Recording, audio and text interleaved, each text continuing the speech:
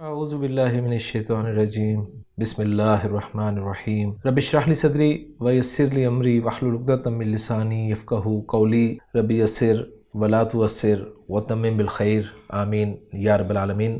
لسان القرآن کورس سن 2022 کے revision and practice lecture number 7 میں آپ سب کی خدمت میں حاضر ہوں۔ جیسا کہ آپ کو معلوم ہے کہ لیکچر نمبر 7 میں ہم نے اسم کا چوتھا پہلو اعراب شروع کیا تھا، اور اعراب کے حوالے سے جو سب سے اہم بات تھی وہ یہ تھی کہ اعراب صرف اور صرف عربی زبان کا خاصہ ہے۔ اردو میں جسے ہم اعراب کہتے ہیں وہ صرف الفاظ پر چند حرکات یا علامات لگانے کا نام ہوتا ہے، لیکن عربی میں اعراب کا تصور جو ہے اس سے قطعی مختلف ہے۔ تو پہلی بات جو ذہن میں رکھنی ہے وہ یہ ہے کہ اعراب عربی کے ساتھ خاص ہے، اور اعراب کے معنی زیر زبر پیش کے نہیں ہیں، کیونکہ یہی کنسیپٹ جو ہے اردو کا، جو ہم زیر زبر پیش کو اعراب کہہ دیتے ہیں، عربی زبان میں اعراب سمجھنے میں ہمارے لیے مشکل کا باعث بنتا ہے۔ تو سب سے پہلی بات اعراب کے حوالے سے ہم نے یہ نوٹ کی کہ یہ صرف اور صرف عربی زبان کے ساتھ خاص ہے۔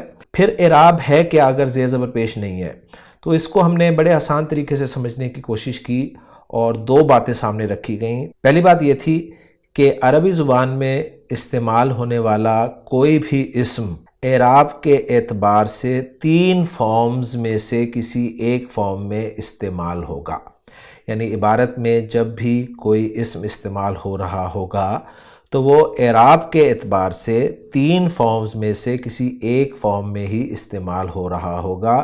گویا پہلی بات ہمارے سامنے یہ آئی کہ عربی زبان میں استعمال ہونے والا ہر اسم جو ہے اس کی 3 فارمز ہوا کریں گی۔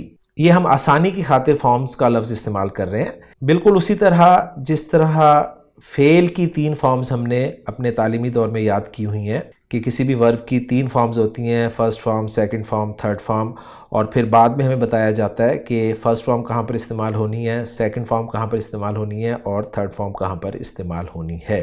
اگرچہ اس میں جو ہے وہ فعل نہیں ہے، لیکن صرف بات کو سمجھنے کے لیے ہم نے یہ طریقہ کار اختیار کیا کہ جس طرح فعل کی 3 فارمز ہوتی ہیں، اسی طرح عربی زبان میں اسم کی بھی 3 فارمز ہوتی ہیں۔ اسم کسی بھی جملے میں ان تینوں فارمز میں سے کسی ایک فارم میں ہی استعمال ہو رہا ہوتا ہے۔ ان فارمز کو ہم نے نام دیا اسم کی حالتوں کا، اور بات یہ سامنے آئی کہ اسم کی اعراب کے اعتبار سے 3 حالتیں ہوں گی۔ پہلی حالت جو ہے وہ حالت رفع کہلاتی ہے، جس کو ہم اردو میں حالت رفع بھی کہہ سکتے ہیں۔ دوسری فارم جو ہے وہ حالت نصب کہلاتی ہے، جس کو ہم اردو میں حالت نصب بھی کہتے ہیں یا کہہ سکتے ہیں۔ اور تیسری فارم جو ہے وہ حالت جر کہلاتی ہے، اور اردو اور عربی دونوں میں یہ جر ہی کہلایا جاتا ہے۔ تو پہلی بات یہ کہ عربی عبارت میں استعمال ہونے والا کوئی بھی اسم اعراب کے اعتبار سے ان 3 حالتوں میں سے کسی ایک حالت میں ہی استعمال ہوگا۔ پہلی حالت میں استعمال ہونے والا اسم جو ہے وہ مرفوع اسم کہلاتا ہے، دوسری حالت میں استعمال ہونے والا اسم جو ہے وہ منصوب اسم کہلاتا ہے، اور تیسری حالت میں استعمال ہونے والا اسم مجرور اسم کہلاتا ہے۔ تو پہلی بات یہ سامنے آئی کہ جو بھی اسم استعمال ہوگا عربی زبان میں وہ 3 حالتوں یعنی 3 فارمز میں سے کسی نہ کسی ایک فارم میں ہی استعمال ہو رہا ہوگا۔ حالت کے اعتبار سے دیکھیں تو وہ کسی نہ کسی ایک حالت میں استعمال ہو رہا ہوگا، یا حالت رفع میں استعمال ہو رہا ہوگا، یا حالت نصب میں، یا پھر حالت جر میں۔ اور اعراب کے اعتبار سے اسم کو ہم پہچانا چاہیں گے تو یوں کہیں گے کہ اسم یا تو مرفوع ہے، یا منصوب ہے، یا پھر مجرور ہے۔ دوسری بات جو ہمارے سامنے آئی وہ یہ تھی کہ عربی زبان میں استعمال ہونے والے تقریباً 85% اسما جو ہیں، یہ ایگزیکٹ فگر نہیں ہے، اندازاً ایک فگر بولی گئی ہے کہ تقریباً 85% اسما ایسے ہیں جن کا آخر جو ہے وہ بدلتا ہے، جن کا آخر بدلتا ہے۔ اور آخر کیوں بدلتا ہے؟ کسی نہ کسی وجہ سے بدلتا ہے۔ اس وقت وہ وجہ جو ہے ہمارے پیش نظر نہیں ہے، بلکہ ہم یہ دیکھنا چاہ رہے ہیں کہ آخر جب بدلتا ہے تو کیسے بدلتا ہے، یعنی اسم کا جب آخر بدلتا ہے تو وہ دکھنے میں کیسا لگتا ہے۔ تو ان 2 باتوں کو سمجھ کے ہم نے اعراب کا سٹرکچر جو ہے وہ سمجھا، اور پھر جو اسم کے 3 پہلو ہم پڑھ چکے ہیں، جنس، عدد اور وسعت، اس کے اعتبار سے ہم نے نکرہ اسم کو سامنے رکھتے ہوئے مذکر مؤنث اور واحد مثنیٰ جمع اسماء کی تینوں حالتوں یا تینوں فارمز کو اس اعتبار سے دیکھا کہ جب ان کا آخر بدلتا ہے تو وہ اسماء دکھنے میں کیسے لگتے ہیں۔ تو سب سے پہلے ہم نے ایک اسم لیا مسلم، جو کہ نکرہ تھا، واحد تھا اور مذکر تھا۔ مسلم جب اس طرح ہی بولا یا لکھا جائے گا تو اس وقت اس کا کوئی اعراب نہیں ہوتا، نہ تو یہ حالت رفع میں ہوتا ہے، نہ حالت نصب میں، نہ حالت جر میں، یعنی نہ تو یہ مرفوع ہوگا، نہ یہ منصوب ہوگا، نہ یہ مجرور ہوگا۔ یہ مرفوع کیسا ہوگا؟ اس کے لیے ہم نے دیکھا کہ جب بھی واحد اسم آپ کے سامنے آئے اور وہ مذکر ہو تو اس کے آخری حرف پر دو پیش آپ کو نظر آئیں گی۔ جیسے مسلم لفظ ہے، اس میں جو میم ہے اس کے آخر میں دو پیش لگا دیں گے تو یہ بن جائے گا مسلمون۔ تو اب ہم کہیں گے کہ مسلمون کا لفظ جو ہے یہ حالت رفع میں ہے، یعنی یہ مرفوع ہے۔ پھر مسلم کا لفظ جب منصوب استعمال ہوگا یا حالت نصب میں استعمال ہوگا تو اس کے آخری حرف پر دو زبر لگا دی جائیں گی اور یہ پڑھا جائے گا مسلمن۔ لیکن دو زبر جب بھی لگیں گی کسی اسم کے آخری حرف پر تو اس کے ساتھ ایک الف کا اضافہ بھی کیا جائے گا، اور اس صورت میں یہ اسم جو ہے حالت نصب میں کہلائے گا اور منصوب کہلائے گا۔ اور تیسری فارم جو مسلم کی بنے گی وہ بنے گی مسلم کے آخری حرف میم پر دو زیر لگانے سے، اور یہ بن جائے گی مسلمن۔ تو گویا مسلمن جو ہے یہ حالت جر میں ہوگا، یا ہم اس کو یوں کہہ سکتے ہیں کہ یہ اسم مجرور ہوگا۔ تو رزلٹ ہمارے سامنے یہ آیا کہ جب بھی کوئی واحد مذکر اسم تین فارمز میں استعمال ہوگا تو اس کے آخری حرف پر دو پیش آئیں گی۔ جب حالت نصب میں استعمال ہوگا تو اس کے آخری حرف پر دو زبر آئیں گی اور لکھنے میں ایک الف بھی ساتھ ایڈ کیا جائے گا، اور جب وہ حالت جر میں استعمال ہوگا تو اس کے آخری حرف پر دو زیر آئیں گی۔ گویا مسلم اسم کی تینوں فارمز اگر میں بولنا چاہوں تو کچھ یوں بولوں گا مسلمن، مسلمن اور مسلمن۔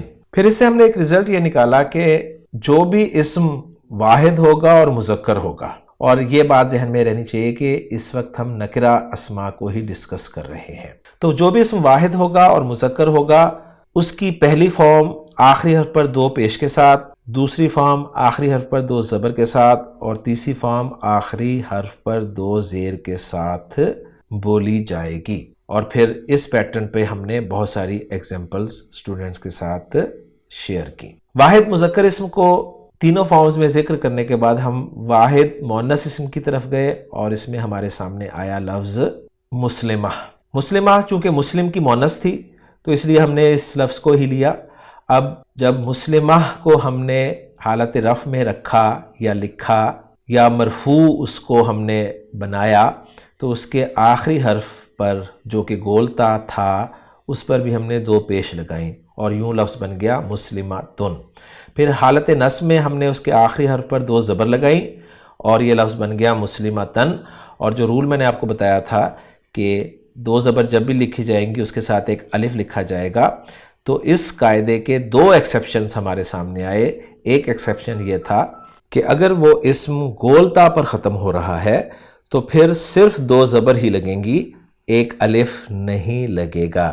یہ ایک ایکسیپشن تھا۔ اور دوسرا ایکسیپشن یہ تھا کہ جب بھی کسی لفظ کے آخر میں الف اور حمزہ اکٹھے آ جائیں، جب بھی کسی لفظ کے آخر میں الف اور حمزہ اکٹھے آ جائیں تو پھر دو زبر ہی خالی لکھے جائیں گے، الف نہیں لکھا جائے گا۔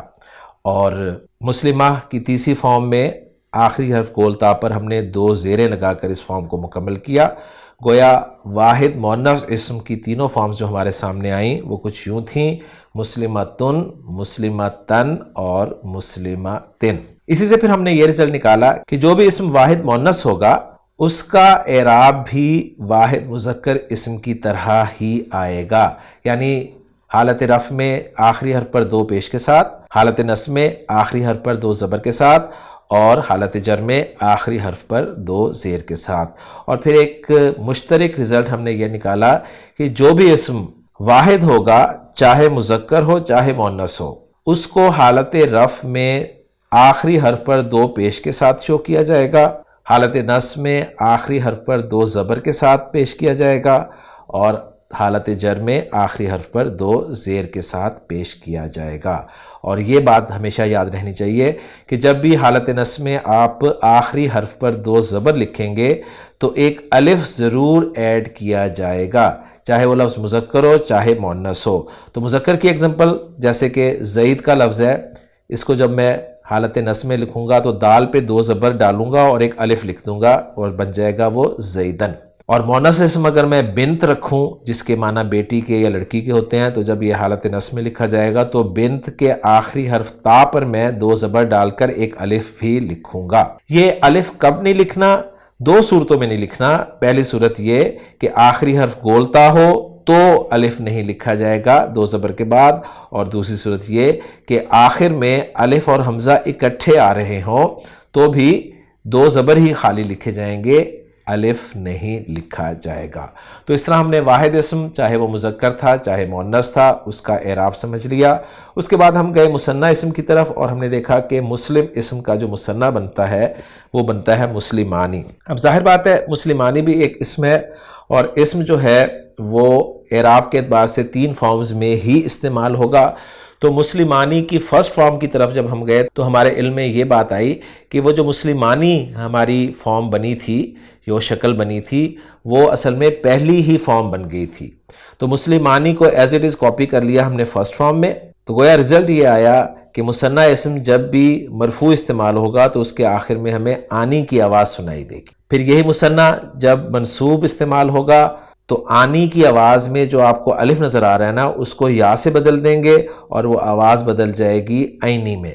لہٰذا منصوب فارم میں مثنیٰ اسم جو ہے وہ عینی کی آواز کے ساتھ شو کیا جائے گا، گویا مسلمانی مسلمینی۔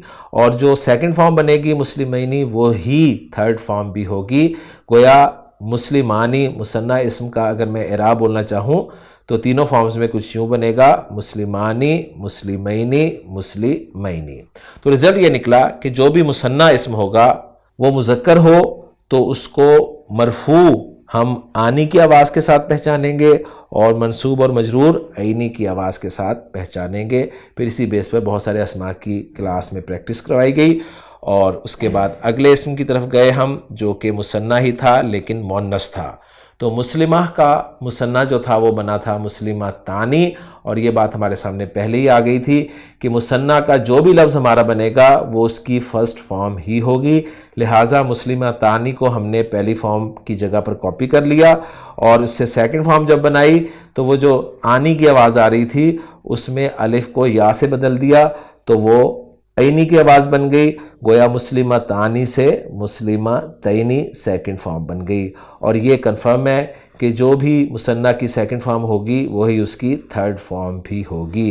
گویا مسلمہ تانی اسم کو ہم تینوں فارمز میں بولنا چاہیں تو مسلمہ تانی فرسٹ فارم، مسلمہ تینی سیکنڈ فارم اور مسلمہ تینی تھرڈ فارم۔ اور پھر رزلٹ یہ نکلا کہ مثنیٰ اسم چاہے وہ مذکر ہو چاہے مؤنث ہو، آنی کی آواز کے ساتھ مرفوع تصور کیا جائے گا اور عینی کی آواز کے ساتھ وہ منصوب یا مجرور تصور کیا جائے گا۔ ایگزیکٹ ہمیں آگے پتہ چلے گا جب وہ جملوں میں استعمال ہوگا کہ کہاں پر یہ منصوب استعمال ہو رہا ہے اور کہاں پر یہ مجرور استعمال ہو رہا ہے۔ مثنیٰ اسم کے بعد ہم گئے جمع اسم کی طرف، اور چونکہ ہمیں معلوم ہے کہ جمع کی 2 قسمیں ہوتی ہیں، ایک ہوتی ہے جمع سالم اور دوسری جمع مکسر۔ تو پہلے ہم جمع سالم کی طرف گئے اور ہم نے دیکھا کہ جمع سالم میں جو مذکر اسم ہوتا ہے اس کو تینوں فارمز میں کیسے شو کیا جاتا ہے۔ تو مسلم کی اگر ہم جمع سالم بنائیں تو وہ بنتی ہے مسلمونہ۔ تو پہلی بات جو ہمارے سامنے آئی وہ یہ تھی کہ وہ جو جمع سالم مذکر بنی تھی نا وہی اس کی فرسٹ فارم ہوگی، گویا مسلمونہ ہی فرسٹ فارم تھی، اس کو ہم نے اٹھایا اور فرسٹ فارم کے خانے میں رکھ دیا۔ گویا یہ رزلٹ نکلا کہ اونا کی آواز کے ساتھ کوئی بھی جمع مذکر سالم اسم مرفوع ہوگا۔ اس کے بعد اس کی ہم نے منصوب اور مجرور فارم بنانی تھی، تو مسلمونہ میں جو ہمیں اونا کی آواز آ رہی تھی اس میں ہم نے تبدیلی کی اور واؤ کو یا سے بدل دیا۔ جب واؤ کو یا سے بدلا تو ایک پرابلم یہ آئی کہ یا کے پیچھے اب پیش حرکت آ گئی، اور یا کی پیش حرکت سے بالکل بھی نہیں بنتی، لہٰذا یا کی پسندیدہ حرکت زیر پیچھے لگا دی گئی اور لفظ ہمارا بن گیا مسلمینہ۔ تو گویا مسلمونہ فرسٹ فارم، مسلمینہ سیکنڈ فارم، اور جو سیکنڈ فارم بنی وہی اس کی تھرڈ فارم بن گئی۔ تو گویا مسلمونہ اسم کی اگر میں تینوں فارمز بولنا چاہوں تو بنیں گی مسلمونہ، مسلمینہ، مسلمینہ، اور رزلٹ یہ نکلا کہ جمع سالم مذکر کا اگر آپ اعراب پہچاننا چاہتے ہیں تو دو آوازیں اپنے پلے باندھ لیجئے. ایک آواز اونا کی ہے جو کہ اس کی حالت رفع کی آواز ہے، اور ایک آواز اس کی اینا کی ہے جو کہ اس کی حالت نصب اور حالت جر کی آواز ہے. اس کے بعد ہم گئے جمع سالم مؤنث اسم کی طرف، اور مسلمہ کی جب ہم نے جمع سالم مؤنث بنائی تو وہ بنی مسلمات. تو یہ جو آت کی آواز آ رہی تھی، اس آت میں جو تا ہمیں خالی نظر آ رہا تھا اس پہ ہم نے دو پیش لگا کر اس کی پہلی فارم بنا لی، اور یہ بن گیا مسلماتن، مسلماتن. تو رزلٹ یہ نکلا کہ جمع سالم مؤنث آتن آواز کے ساتھ مرفوع شو ہوگا. اب اس کی ہم نے سیکنڈ اور تھرڈ فارم بنانی تھی، تو سیکنڈ فارم بنانے کے لیے ہم نے اسی لمبی تا پر دو زیر لگا دیں، دو زبر نہیں لگانی، ذہن میں رکھیے گا، یہاں پر دو زیر لگا دیں، اور وہ آتن کی آواز جو ہے وہ آتن کی آواز میں تبدیل ہو گئی، اور یہی فارم جو بنی وہ تھرڈ فارم میں بھی کاپی کر لی گئی. گویا جمع سالم مؤنث کی دو ساؤنڈز کے ساتھ ہماری پہچان مکمل ہو گئی، یعنی ایک آواز آتن جو کہ مرفوع کی آواز ہے، اور دوسری آواز آتن جو کہ منصوب اور مجرور کی آواز ہے. تو رزلٹ یہ نکلا کہ جو بھی اسم جمع سالم مؤنث ہوگا اس کو مرفوع فارم میں آتن آواز کے ساتھ شو کیا جائے گا، اور منصوب اور مجرور فارم میں آتن کی آواز کے ساتھ شو کیا جائے گا. یوں ہمارا جمع سالم مؤنث اسم بھی کور ہو گیا، اور چونکہ لیکچر نمبر 7 میں اتنا ہی پڑھایا گیا، اگرچہ باقی ایک قسم رہ گئی تھی جمع مکسر کی، تو اس کو اگلے لیکچر کے لیے رکھ لیا گیا.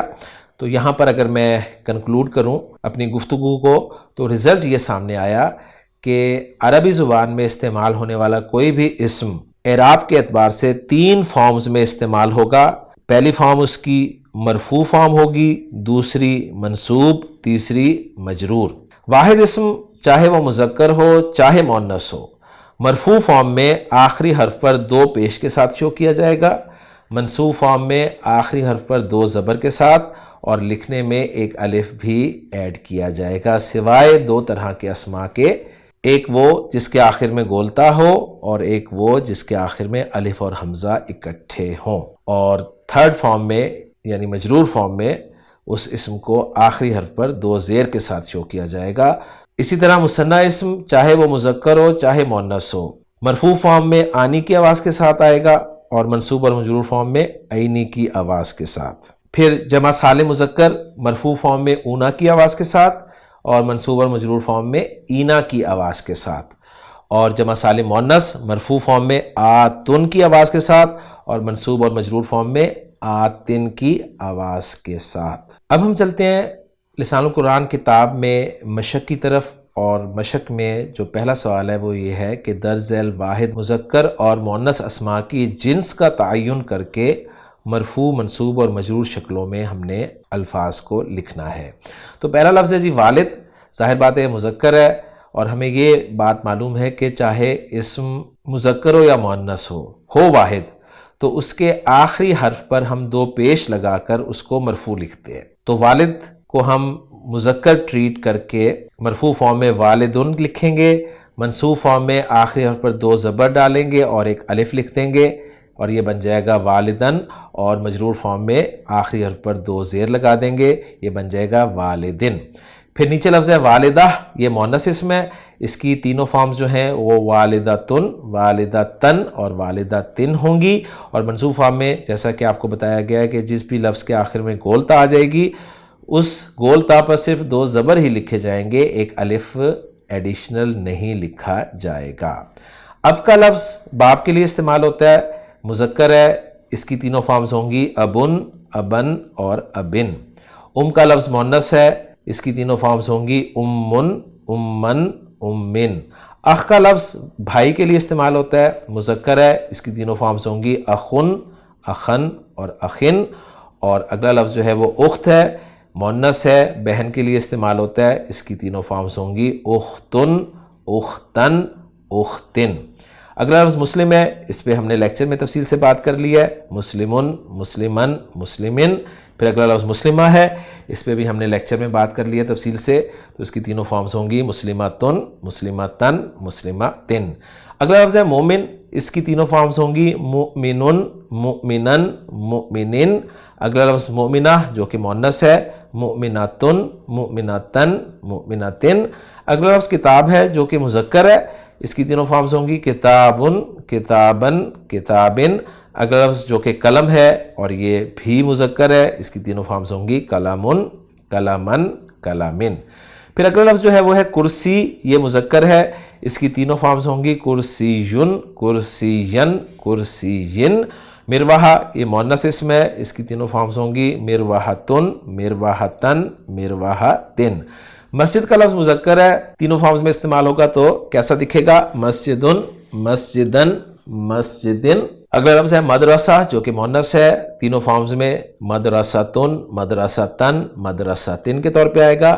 اگلا لفظ ہے سما، اس کو ہم مرفوع لکھیں گے تو سماعن ہو جائے گا اور یہ مؤنث اسم ہے۔ حالت نصب میں یہ سماعن کے طور پہ بولا جائے گا، لیکن لکھتے وقت ہم آخری حمزہ پر صرف 2 زبر ڈالیں گے، اینڈ پہ الف نہیں ڈالیں گے، کیونکہ اس لفظ کے آخر میں آپ کو الف اور حمزہ اکٹھے نظر آ رہے ہیں، تو سماعن کے طور پہ یہ لکھا جائے گا الف کے بغیر، اور اس کی مجرور فارم جو ہے وہ سماعن ہوگی۔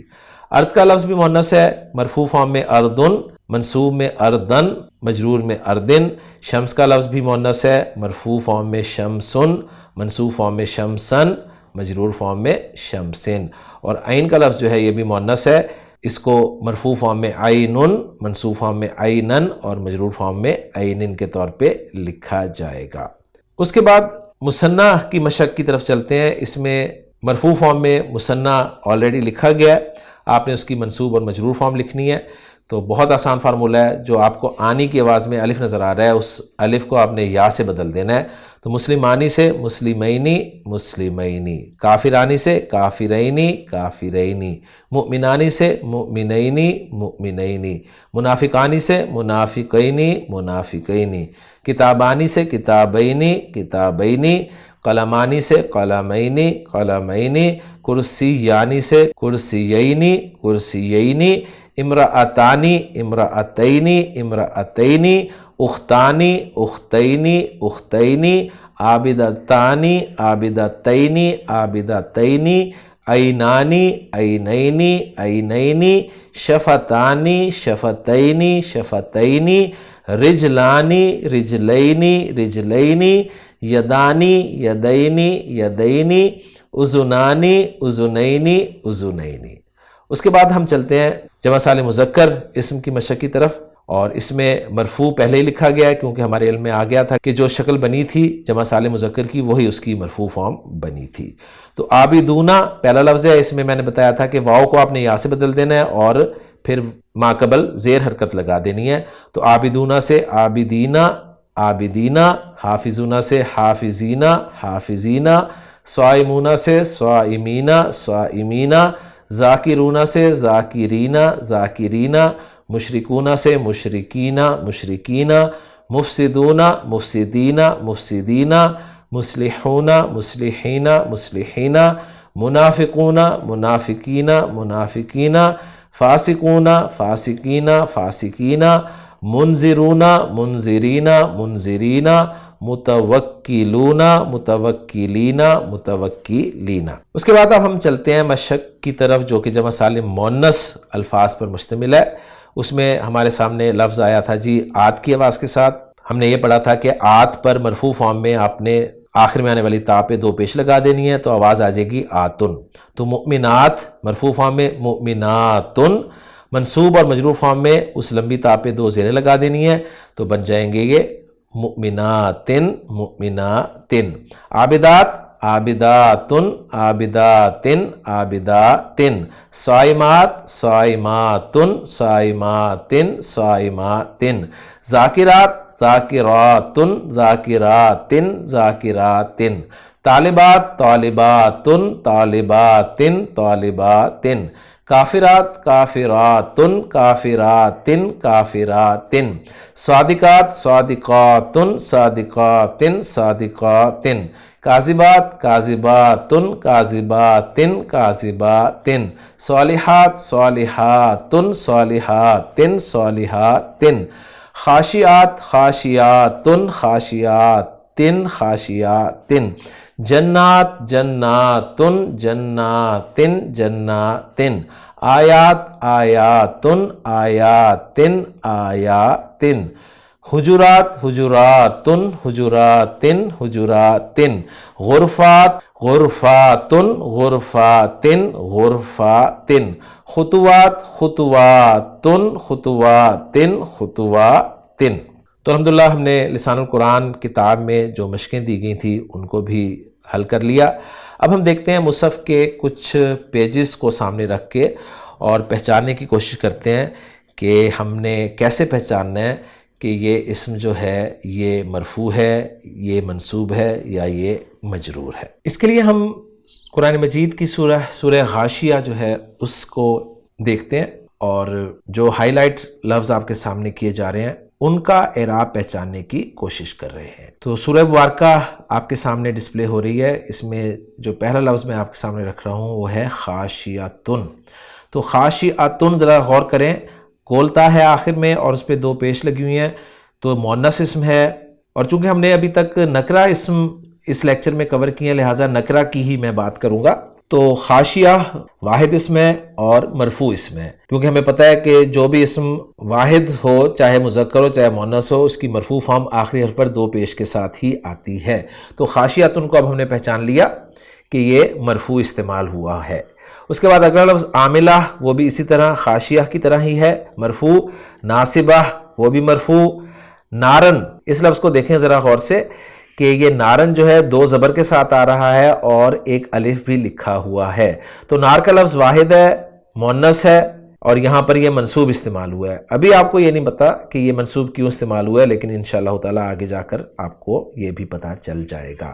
تو اب نارن لفظ جو ہے اس کے بارے میں ساری باتیں ہمیں معلوم ہو گئی کہ نارن جو ہے یہ نکرہ ہے، نارن واحد ہے، نارن مؤنث ہے اور نارن منصوب استعمال ہوا ہے۔ پھر حامیتن یہ بھی منصوب استعمال ہوا ہے۔ اب دیکھیں گولتا آ رہی ہے اینڈ پہ تو دو زبر ہی خالی ڈلی ہوئی ہیں، الف نہیں ڈلا ہوا۔ اس کے بعد اگلا لفظ جو ہے وہ عینن، دیکھیں دو زیر کے ساتھ اسم آ رہا ہے اور دو زیر کے ساتھ جو ہے آخری حرف پر واحد اسم کا ہی اعراب شو کیا جاتا ہے، چاہے وہ مذکر ہو چاہے مؤنث ہو۔ تو عین کا لفظ مؤنث ہے، واحد ہے، نکرہ ہے اور مجرور ہے۔ اسی طرح آنیتن کو دیکھیں، یہ بھی نکرہ ہے، واحد ہے، مؤنث ہے اور مجرور ہے۔ اگلا لفظ ہے طعامن، طعام کا لفظ یہ بھی نکرہ ہے، واحد ہے، مذکر ہے اور مرفوع ہے۔ ضریعن یہ بھی نکرہ ہے، واحد ہے، مذکر ہے اور مجرور ہے۔ اس کے بعد اگلا لفظ دیکھیں جوعن، یہ بھی واحد ہے، نکرہ ہے، مذکر ہے اور مجرور ہے۔ میں کیسے پہچان رہا ہوں؟ یہ اس طرح پہچان رہا ہوں کہ مجھے پتہ ہے کہ دو زیر کے ساتھ عربی زبان میں استعمال ہونے والا اسم جو ہے وہ مجرور ہوتا ہے۔ کون سا اسم مجرور ہوتا ہے؟ جو واحد ہو چاہے مذکر ہو چاہے مؤنث ہو، یہ مجھے پتہ ہے۔ پھر آگے دیکھیں نائمتن، یہ بھی نکرہ ہے، واحد ہے، مؤنث ہے اور مرفوع ہے۔ راضیتن نکرہ، واحد، مؤنث، مرفوع۔ جنتن نکرہ، واحد، مؤنث، مجرور۔ عالیتن نکرہ، واحد، مؤنث، مجرور۔ لاغیتن نکرہ، واحد، مؤنث، منصوب۔ عینن نکرہ، واحد، مؤنث، مرفوع۔ جاریتن نکرہ، واحد، مؤنث، مرفوع۔ مرفوعتن نکرہ، واحد، مؤنث، مرفوع۔ موضوعتن نکرہ، واحد، مؤنث، مرفوع۔ مصفوفتن نکرہ، واحد، مؤنث، مرفوع۔ مبسوطتن نکرہ، واحد، مؤنث اور مرفوع۔ آپ کے ذہن میں یہ خیال آ رہا ہوگا کہ میں نے سرن کو چھوڑ دیا ہے، اکوابن کو چھوڑ دیا ہے، کیوں چھوڑا ہے ان کو؟ تو اس لیے چھوڑا ہے کہ یہ جمع مکسر اسماء ہیں اور جمع مکسر ہم نے اس لیکچر میں کور نہیں کیے، اس لیے میں نے ان اسماء کو چھوڑا ہے۔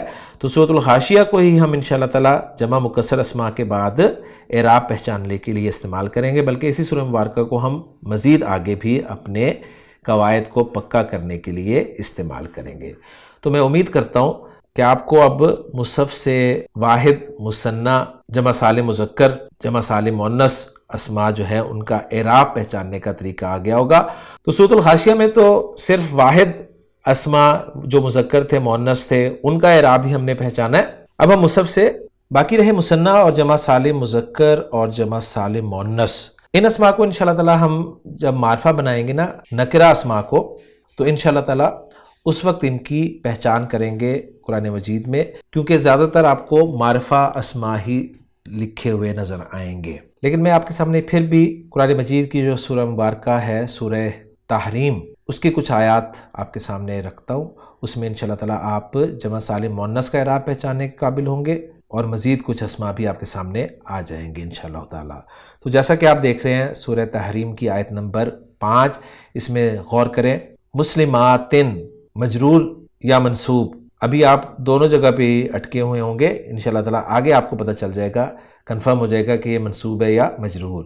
اسی طرح مؤمناتن، قانتاتن، تائباتن، عابداتن، سائحاتن، سیباتن، تو جمع سالم مؤنث کے الفاظ جو ہیں آپ کے سامنے آ گئے ہیں۔ پھر اس آیت میں دیکھیں آپ کو مثنیٰ اسم نظر آ جائے گا، یہ جو آیت نمبر 10 ہے کہ کانتا تحت عبدینی، عبدینی، عینی کی آواز آ رہی ہے آپ کو، تو یہ مثنیٰ اسم کی منصوب یا مجرور ہے۔ پھر صالحینی دیکھیں، یہ بھی مثنیٰ اسم کی منصوب یا مجرور ہے۔